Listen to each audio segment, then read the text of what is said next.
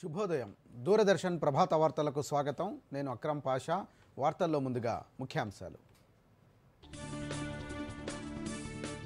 రాయ్పూర్ వేదికగా కొనసాగుతున్న డీజీపీల సదస్సు. నేడు సమావేశంలో పాల్గొననున్న ప్రధానమంత్రి నరేంద్ర మోదీ. మాదక ద్రవ్యాలను నిర్మూలించాలని హోంమంత్రి అమిత్ షా పిలుపు. రేపటి నుంచి పార్లమెంటు శీతాకాల సమావేశాలు. కిరణ్ రిజిజు అధ్యక్షతన నేడు అఖిలపక్ష భేటీ. నేడు ప్రధానమంత్రి మన్ కీ బాత్ కార్యక్రమం. ఉదయం 11 గంటలకు ఆకాశవాణి, దూరదర్శన్ కేంద్రాల ద్వారా ప్రత్యక్ష ప్రసారం. వెనువెంటనే తెలుగు అనువాదం ప్రసారం. వచ్చే ఏడాదిలోగా ఖాజీపేట రైల్వే కోచ్ యూనిట్ నిర్మాణం పూర్తవుతుందన్న కిషన్ రెడ్డి.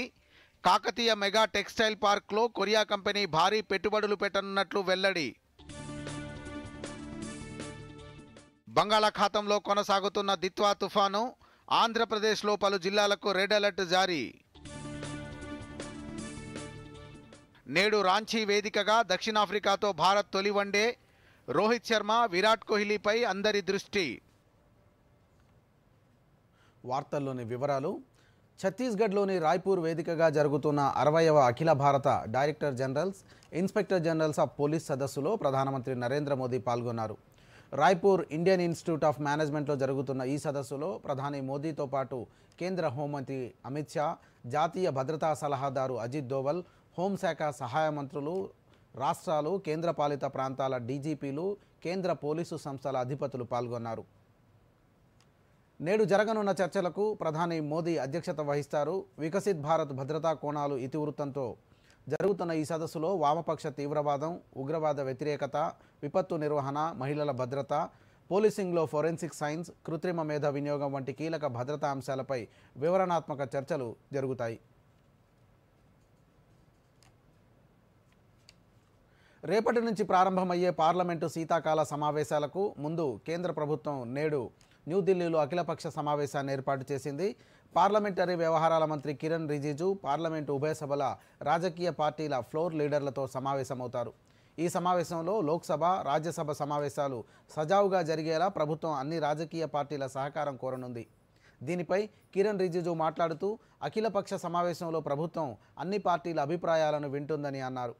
పార్లమెంటు శీతాకాల సమావేశాలు రేపటి నుంచి వచ్చే డిసెంబర్ 19 వరకు కొనసాగుతాయి.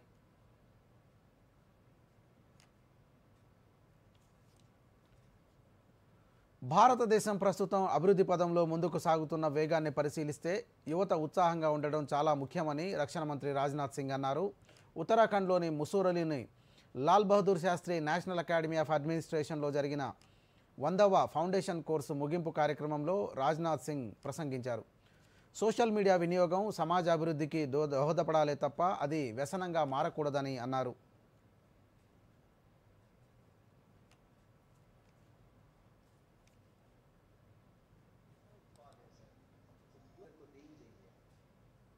सोशल मीडिया का प्रयोग रियल चेंज लाने के लिए होना चाहिए, न कि अपनी सेल्फ एग्रेंडाइजमेंट के लिए इसका उपयोग किया जाना चाहिए। यानी आत्ममुग्धता में रील्स नहीं बनवाई जानी चाहिए, बल्कि ये होना चाहिए सोशल मीडिया का उपयोग तो समाज में एक रियल चेंज लाने के लिए होना चाहिए। यह मैं कहना चाहता हूं। आपकी सच्ची इमेज वे लोग बनाएंगे जिनकी आप सेवा करेंगे, न कि सोशल मीडिया पर फॉलोअर्स आपकी इमेज बनाएंगे। వరంగల్ పర్యటనలో భాగంగా కాకతీయ మెగా టెక్స్టైల్ పార్క్ పనుల పురోగతిని కేంద్ర మంత్రి కిషన్ రెడ్డి సమీక్షించారు. అనంతరం ఏర్పాటు చేసిన మీడియా సమావేశంలో ఆయన మాట్లాడుతూ కాకతీయ మెగా టెక్స్టైల్ పార్క్ ఏర్పాటు కోసం భూసేకరణ దాదాపు పూర్తయిందని అన్నారు. ఇప్పటికే రాష్ట్ర ప్రభుత్వానికి 30 కోట్లు అందజేశామని, మరో 30 కోట్ల రూపాయలను త్వరలోనే విడుదల చేస్తామని అన్నారు. మొత్తం 200 కోట్ల రూపాయలతో ఏర్పాటవుతున్న ఈ మెగా టెక్స్టైల్ పార్క్తో 1700 కోట్ల పెట్టుబడులు వస్తాయని అంచనా వేస్తున్నామని, 12,500 మందికి ఉపాధి అవకాశాలు లభిస్తాయని అన్నారు. ఎవర్టాప్ టెక్స్ అనే Korea company Kakatiya mega textile పార్క్లో 1100 కోట్లు పెట్టుబడులు పెట్టేందుకు ఒప్పందం కుదుర్చుకుందని, దీని ద్వారా 11,000 మందికి ఉపాధి దొరుకుతుందని అన్నారు. దేశంలో ఏర్పాటు చేసినటువంటి 7 టెక్స్టైల్ పార్కులలో 6 పార్కులు గ్రీన్ ఫీల్డ్ పార్కులు, మన ఒక వరంగల్ మాత్రమే బ్రౌన్ఫీల్డ్ టెక్స్టైల్ పార్కు మొత్తం 200 కోట్లు ఈ మెగా టెక్స్టైల్ పార్క్ కింద కేంద్ర ప్రభుత్వము వరంగల్లో ఖర్చు చేయనుందనే విషయాన్ని సందర్భంగా మనవి చేస్తా ఉన్నాను.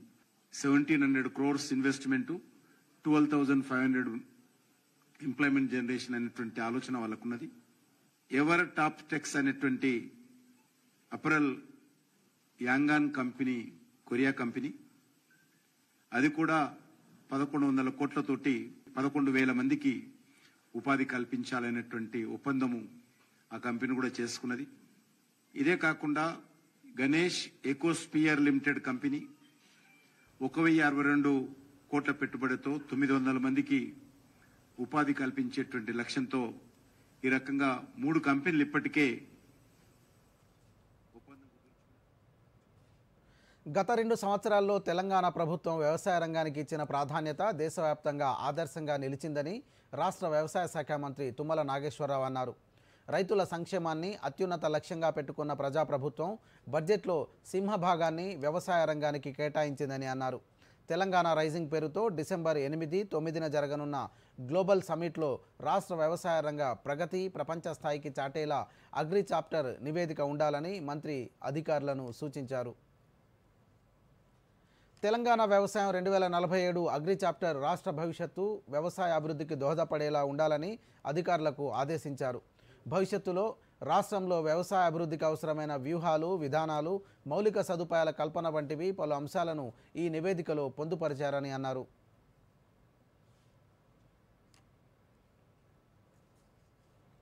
ముఖ్యమంత్రి రేవంత్ రెడ్డి డిసెంబర్ 3న సిద్దిపేట జిల్లా హుస్నాబాద్లో పర్యటించనున్నారు. ఈ నేపథ్యంలో హుస్నాబాద్ పట్టణ శివారులో ఏర్పాటు చేస్తున్న భారీ బహిరంగ సభ ప్రాంగణాన్ని మంత్రి పొన్నం ప్రభాకర్ పరిశీలించారు. పార్కింగ్ తదితర అంశాలపై అధికారులకు పలు సూచనలు ఇచ్చారు. ప్రజాపాలన ప్రభుత్వం 2 సంవత్సరాలు పూర్తి చేసుకున్న సందర్భంగా జరిగిన అభివృద్ధి, ఇంకా చేయవలసిన అభివృద్ధిపై సభలో ముఖ్యమంత్రి మాట్లాడతారని మంత్రి తెలిపారు. హుస్నాబాద్ నియోజకవర్గానికి సంబంధించిన అనేక అభివృద్ధి పనులకు ముఖ్యమంత్రి శంకుస్థాపన చేస్తారని అన్నారు. 4 జిల్లాల మధ్యలో కేంద్రంగా ఉన్న హుస్నాబాద్ నియోజకవర్గాన్ని అన్ని రంగాల్లో అభివృద్ధి చేసేలా కృషి చేస్తామని అన్నారు. ప్రజాపాలన ప్రభుత్వం 2 సంవత్సరాలు పూర్తి చేసుకుంటున్న సందర్భంగా ఇప్పటివరకు జరిగినటువంటి అభివృద్ధి, ఇంకా చేయవలసిన అభివృద్ధికి సంబంధించిన అంశాలపై హుస్నాబాద్ నియోజకవర్గానికి గౌరవ ముఖ్యమంత్రి గారు 3వ తేదీ నాడు వస్తూ ఉన్నారు. అందుకు సంబంధించి ఈ గ్రౌండ్లో సమావేశం జరగబోతా ఉంది. సమావేశానికి అందరూ కూడా తరలి రావాల్సిందిగా కోరుతాను.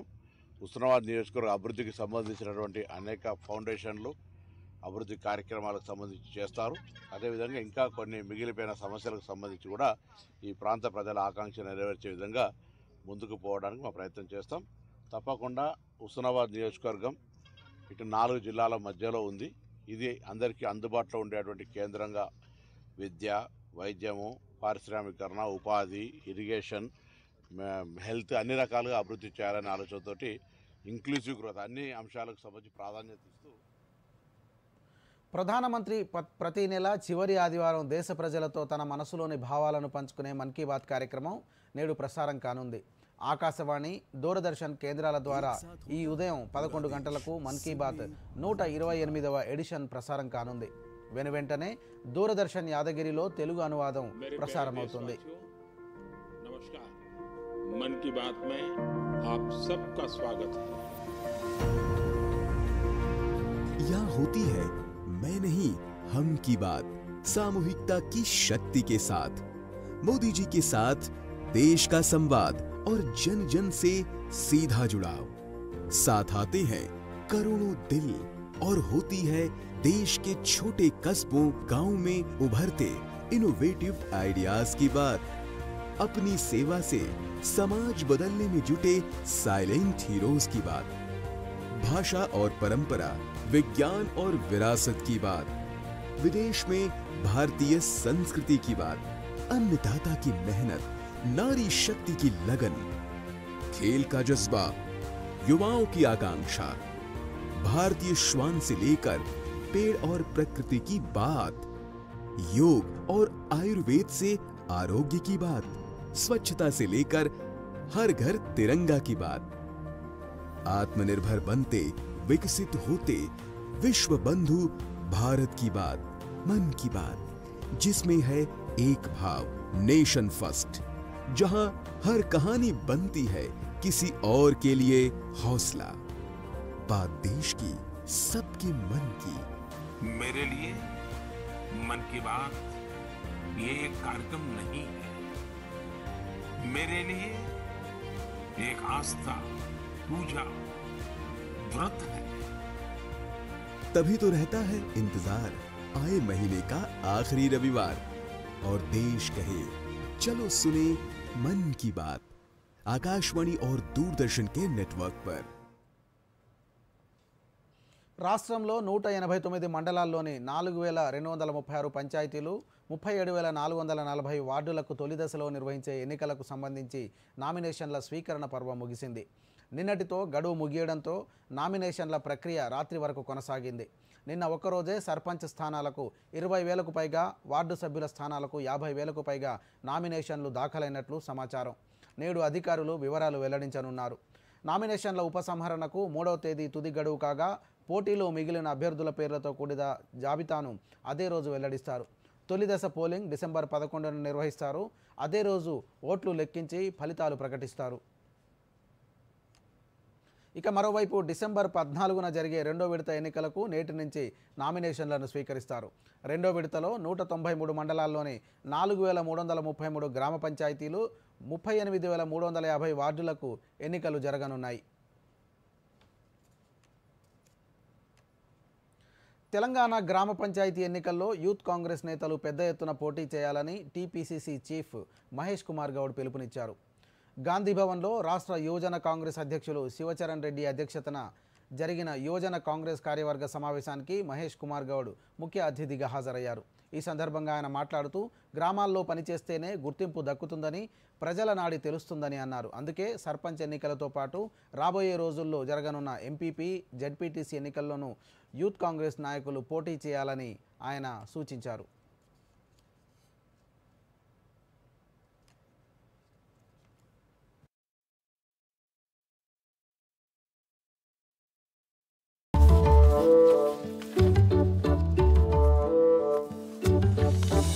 ఆగు, ఏంటిది? అసలైన నోట్ బ్రో, ఇది చిరిగింది. ఇదిగో చిరిగిన లేదా పాతబడిన నోట్లని బ్యాంక్ బ్రాంచ్ లో ఎక్స్చేంజ్ చేసుకోవచ్చు. వావ్, కొత్త నోట్ ఇస్తారా? అవును, వాటితో నువ్వు మాకు పిజ్జా పార్టీ చేస్తావు. ఆర్బీఐ అంటుంది స్మార్ట్ అవ్వండి, కూల్ గా ఉండండి.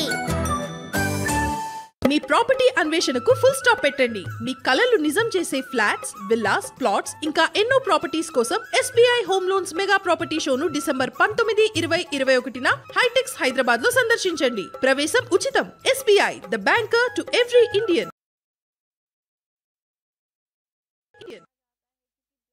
వార్తలకు పునఃస్వాగతం. భారత్ ఫ్యూచర్ సిటీలో డిసెంబర్ 9న జరగబోయే తెలంగాణ రైజింగ్ గ్లోబల్ సమ్మిట్ ముగింపు కార్యక్రమంలో గిన్నిస్ వరల్డ్ రికార్డ్ నెలకొల్పేలా డ్రోన్ షో నిర్వహించేందుకు రాష్ట్ర ప్రభుత్వం సన్నాహాలు చేస్తోంది. ఒకేసారి 3000 డ్రోన్లతో ఆకాశంలో Telangana is rising, come join the rise అనే అక్షరాల సమాహారాన్ని ఆవిష్కరించేలా డ్రోన్ షో నిర్వహించనున్నారు. తద్వారా రాష్ట్రంలో పెట్టుబడులు పెట్టేలా ప్రపంచ స్థాయి కంపెనీలను ఆహ్వానించాలని భావిస్తున్నారు.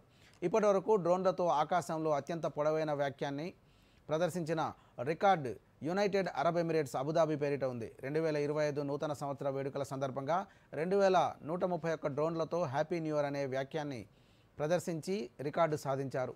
అంతకు మించిన సంఖ్యలో డ్రోన్లను ఉపయోగించి గ్లోబల్ సమ్మిట్ ముగింపు వేడుకలో గిన్నిస్ రికార్డు నెలకొల్పాలని రాష్ట్ర ప్రభుత్వం భావిస్తోంది.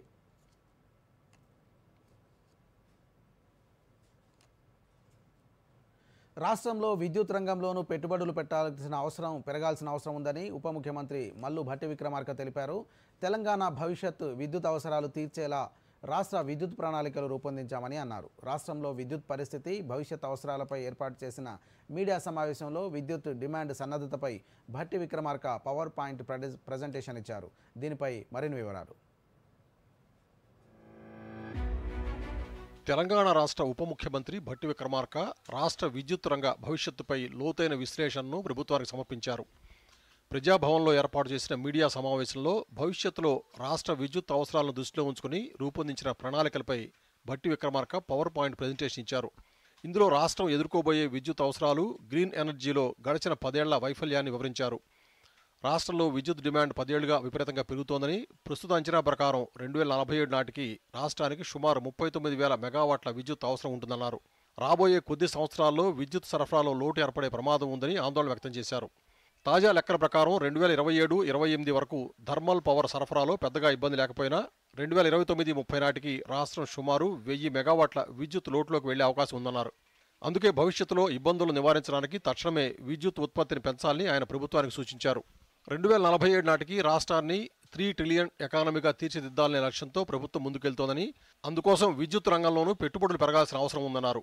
మూసీ నది ప్రక్షాళన, ఫ్యూచర్ సిటీల నిర్మాణం, భారీ అంతర్జాతీయ పెట్టుబడులు, డేటా సెంటర్ల ఏర్పాటు వంటి ప్రణాళికలతో హైదరాబాద్ నగరం గ్లోబల్ హబ్గా రూపాంతరం చెందుతోందని, దీనికి భారీ విద్యుత్ మద్దతు అవసరమని ఆయన పేర్కొన్నారు. విద్యుత్ స్టోరేజ్పై ఇప్పటివరకు ఎలాంటి ప్రణాళికలు చేయలేదన్న Bhatti Vikramarka, battery storage, pumped storage విద్యుత్తును అందుబాటులోకి తీసుకురావాలని ప్రభుత్వం భావిస్తోందన్నారు. రాష్ట్రంలో 12 ప్రాంతాల్లో పంప్డ్ స్టోరేజ్ పాయింట్లకు అవకాశం ఉందని ఉప ముఖ్యమంత్రి భట్టి విక్రమార్క తెలిపారు. సోలార్ పవర్ తక్కువ ధరకు దొరుకుతుంది మిగతా థర్మల్ పవర్ పోల్చుకుంటే. ఓ సందర్భంలో సోలార్ పవర్ రూపాయికి కూడా దొరికింది. తక్కువ టైం తీసుకుంటే ఒక్కోసారి 16 పైసలు 25 పైసలు కూడా దొరుకుతుంది. సో అటువంటి దాన్ని మనం ఈ బ్యాటరీలో స్టోర్ చేసుకుంటాం, లేకపోతే ఈ పంప్ స్టోరేజ్ దాంట్లో చేసుకుంటే తక్కువ ధరకే పవర్ మనం అందించడానికి అవకాశం ఉండేది.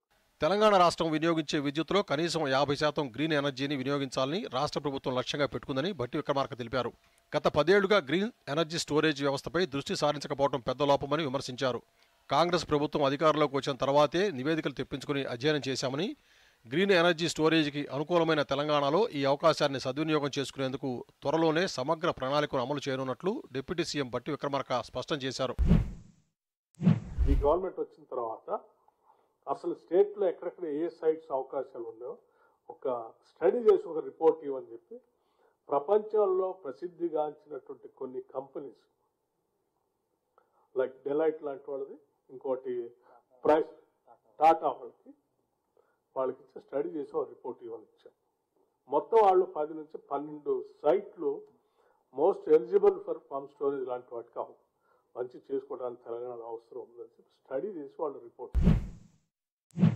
కాగా మీడియా సమావేశంలో పాల్గొన్న మంత్రి శ్రీధర్బాబు మాట్లాడుతూ రామగుండం, పాల్వంచ, మక్తల్లో 3 కొత్త థర్మల్ పవర్ ప్లాంట్లను నిర్మించాలని రాష్ట్ర మంత్రివర్గం నిర్ణయించడంపై ప్రతిపక్షాలు చేస్తున్న విమర్శలను ఖండించారు. గ్రిడ్ స్టెబిలిటీ కోసం థర్మల్ ప్రాజెక్టు నిర్మాణం చేస్తున్నామని, ప్రజా అవసరాలను దృష్టిలో పెట్టుకుని పారదర్శకంగా నిర్మాణ పనులు చేపట్టినట్టు చెప్పారు. సూపర్ క్రిటికల్ థర్మల్ ప్లాంట్ ఏర్పాటు చేయాలని గతంలో కాంగ్రెస్ పార్టీ పోరాటం చేసిందని గుర్తు చేశారు. సబ్ క్రిటికల్ థర్మల్ ప్లాంట్ స్థానంలో సూపర్ క్రిటికల్ ప్లాంట్ ఏర్పాటుకు కోరామన్నారు. రామగుండం పవర్ ప్లాంట్కు సంబంధించిన అంశం ప్రస్తావనకు వచ్చినప్పుడు సబ్ క్రిటికల్ టెక్నాలజీతో కూడుకున్న పవర్ ప్లాంట్ని పూర్తి స్థాయిలో సూపర్ క్రిటికల్ థర్మల్ ప్లాంట్ ఏర్పాటు చేయాలని ఆ ప్రాంత ప్రజలందరి ఆకాంక్ష, మొత్తం యావత్ జిల్లాకు సంబంధించిన ఆకాంక్ష. పవర్ ప్లాంట్కు సంబంధించి తిరిగి సూపర్ క్రిటికల్ ఏర్పాటు చేయాలని మేము కానీ, ఇదే డిప్యూటీ సీఎం గారు కానీ, అక్కడ కూర్చున్న మా సోదరుడు ప్రభాకర్ గారు కానీ అందరం కూడా ఇక్కడ సూపర్ క్రిటికల్ పవర్ ప్లాంట్ ఏర్పాటు చేయాలని ప్రజల పక్షాన పోరాటం చేశాం. కాగా మరో వారం రోజుల్లో జరగనున్న తెలంగాణ రైజింగ్ గ్లోబల్ సమ్మిట్లో రాష్ట్ర విద్యుత్ ప్రణాళికలను కూడా రాష్ట్ర ప్రభుత్వం ప్రకటించే అవకాశం ఉంది. Bureau report, Doordarshan news.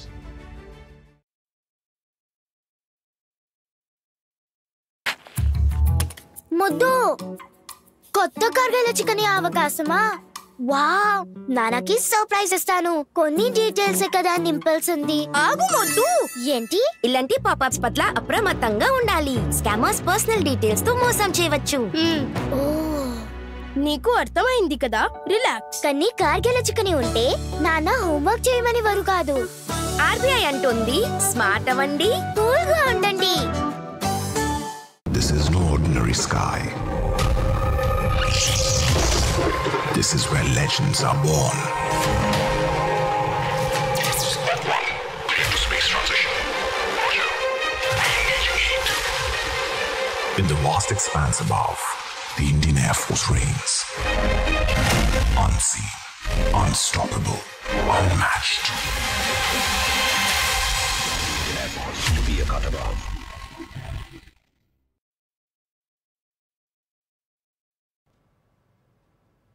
వార్తలకు తిరిగి స్వాగతం.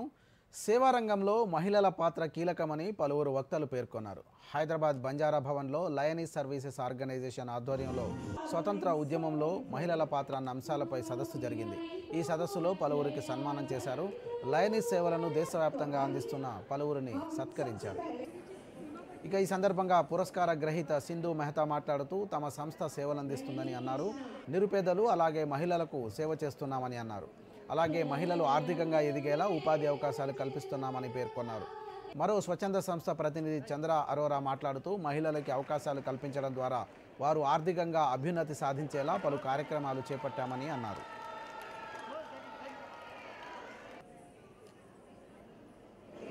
ఇప్పుడు 21 సంవత్సరాల నుంచి ఆల్ ఓవర్ ఇండియా చేస్తున్నామండి. ఆల్ ఇండియా లయనీస్ కాన్ఫరెన్స్ అని ఒక్కొక్కసారి ఒక్కొక్క రాష్ట్రంలో జరుగుతుంది, ఒక్కొక్క డిస్ట్రిక్ట్ వాళ్ళు హోస్ట్ చేస్తారు. ఈసారి హైదరాబాద్లో మేము హోస్ట్ చేస్తున్నాం. TS1 భాగ్యనగర్ అని మా డిస్ట్రిక్ట్ అందరం కలిసికట్టుగా చేశాము. అందరి కోఆపరేషన్తో ఇది ఇవాళ ఇంత సక్సెస్ఫుల్గా ఇంత కలర్ఫుల్గా అయ్యింది.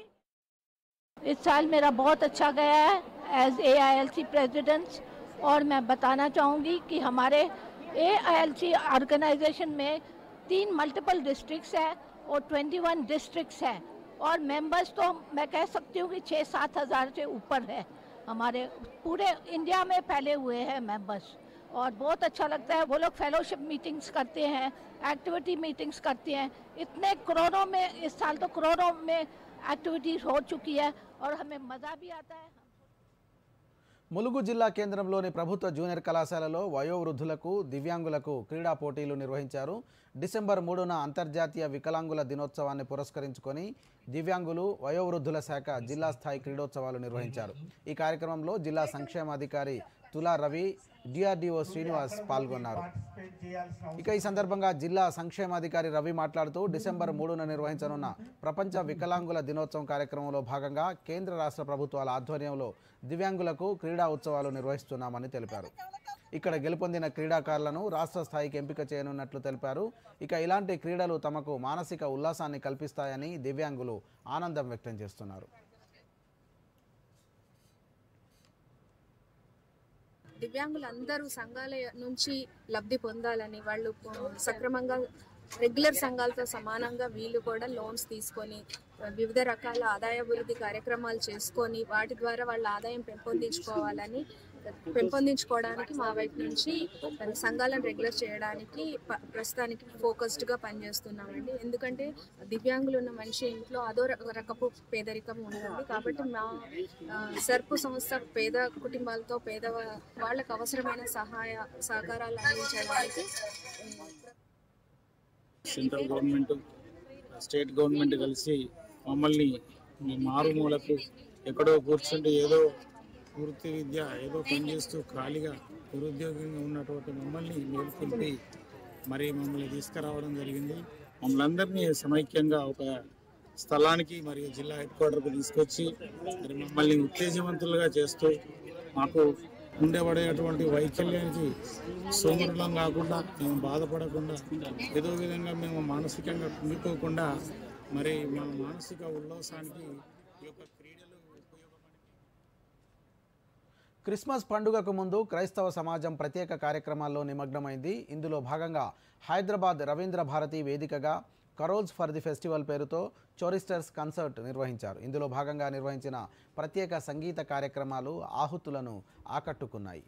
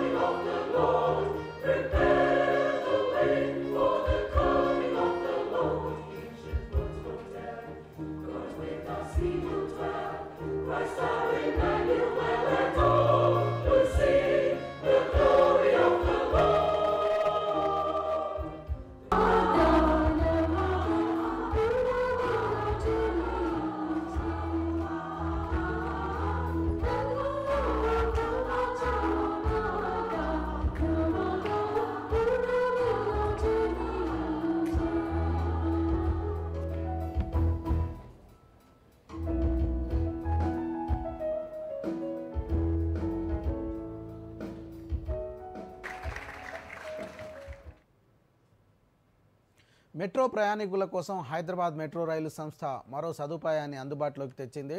మెట్రో రైలులో ప్రయాణించే వారికి లగేజ్ కష్టాలను తీర్చడం కోసం స్టేషన్లో లాకర్ సదుపాయాన్ని అందుబాటులోకి తేనుంది. ఇందుకోసం టకిట్ అనే సంస్థతో హైదరాబాద్ మెట్రో ఒప్పందం కుదుర్చుకుంది. తొలి విడతలో 7 స్టేషన్లలోనే ఈ సదుపాయం అందుబాటులోకి తీసుకురానున్నారు.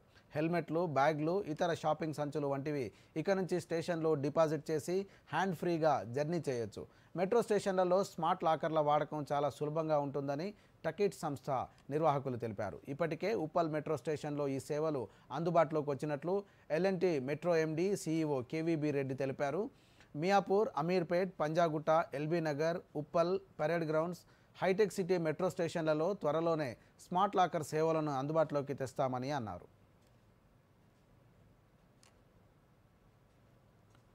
ఉద్యోగ సంఘాలకు ఇచ్చిన హామీ మేరకు రాష్ట్ర ప్రభుత్వం పెండింగ్ బిల్లులను విడుదల చేసింది. ఉద్యోగుల గ్రాట్యుటీ, GPF, సరెండర్ లీవ్స్, అడ్వాన్స్లకు సంబంధించిన 707 కోట్లు 30 లక్షల రూపాయల బిల్లులను ఉప ముఖ్యమంత్రి భట్టి విక్రమార్క విడుదల చేశారు. ప్రతి నెల 700 కోట్ల పెండింగ్ బిల్లులను విడుదల చేస్తామని గతంలో రాష్ట్ర ప్రభుత్వం ఉద్యోగులకు హామీ ఇచ్చింది. దీంతో వరుసగా 4వ నెల కూడా నిధులు విడుదల చేసింది.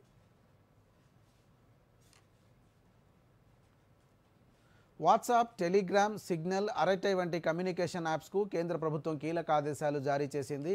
డివైస్లో సిమ్ కార్డు ఉంటేనే యాప్ సర్వీసులను పనిచేసేలా మార్పులు చేయాలని డిపార్ట్మెంట్ ఆఫ్ టెలికమ్యూనికేషన్స్ సూచించింది. టెలికమ్యూనికేషన్స్, సైబర్ సెక్యూరిటీ సవరణ నిబంధనల్లో భాగంగా యాప్ ఆధారిత కమ్యూనికేషన్ సేవలు అందించే సంస్థలకు DOT ఈ మేరకు ఆదేశాలు జారీ చేసింది.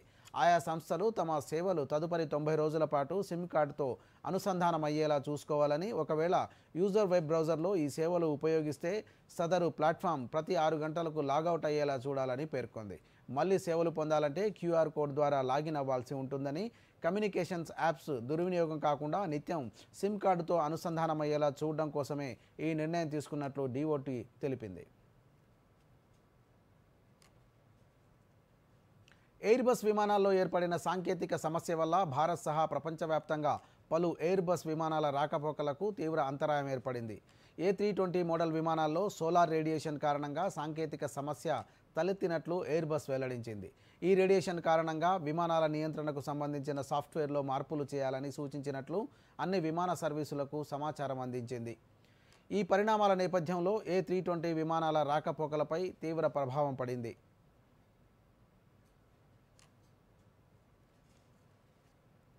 అంధుల మహిళల T20 ప్రపంచ కప్ను గెలిచిన భారత క్రికెట్ జట్టు రాష్ట్రపతి ద్రౌపది ముర్మును కలిసింది.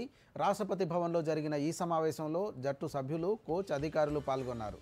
ఇక ఈ సందర్భంగా సంతకాలు చేసిన క్రికెట్ బ్యాట్ను బృందం సభ్యులు రాష్ట్రపతికి బహూకరించారు.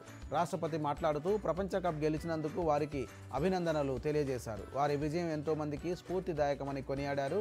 ఈ సందర్భంగా జట్టు బహూకరించిన క్రికెట్ బంతిపై సంతకం చేసి రాష్ట్రపతి తిరిగి వారికి అందజేశారు.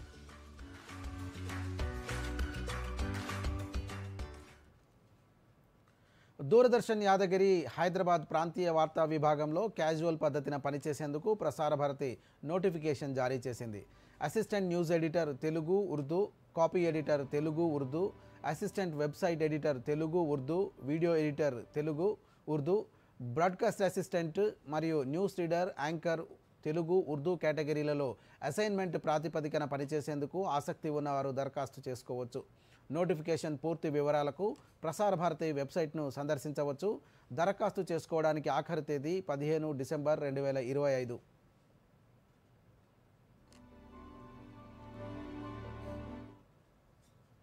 దూరదర్శన్ యాదగిరి హైదరాబాద్ ప్రాంతీయ వార్తా విభాగంలో కాంట్రాక్ట్ పద్ధతిన పనిచేసేందుకు ప్రసార భారతి నోటిఫికేషన్ జారీ చేసింది. శబ్ద్ కాపీ ఎడిటర్ పోస్టుకు ఒప్పంద ప్రాతిపదికన పనిచేసేందుకు ఆసక్తి ఉన్నవారు దరఖాస్తు చేసుకోవచ్చు.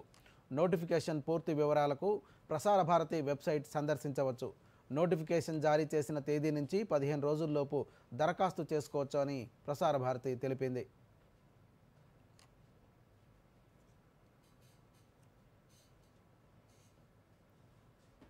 నైరుతి బంగాళాఖాతంలో దిత్వా తుఫాను కొనసాగుతోంది. దుశ్చేరి దక్షిణ కోస్తా తీరాలకు చేరువగా రానుందని భారత వాతావరణ కేంద్రం పేర్కొంది. ఇది తీరం దాటే అవకాశం లేదని, తీరం వెంబడి కదులుతూ సముద్రంలోనే బలహీనపడుతుందని వాతావరణ నిపుణులు చెబుతున్నారు. ఆదివారం సాయంత్రం వరకు తుఫాను తీవ్రత కొనసాగి తర్వాత వాయుగుండంగా బలహీనపడుతుందని అంచనా వేస్తున్నారు.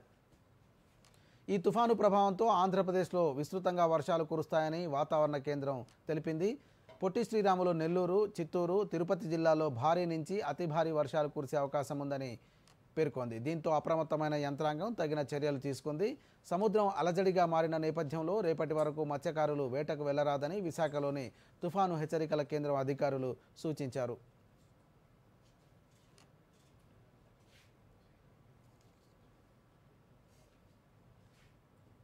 ఈ వార్తలు ఇంతటితో సమాప్తం. నమస్కారం. ఇప్పుడు వార్తలు ఎక్కడైనా ఎప్పుడైనా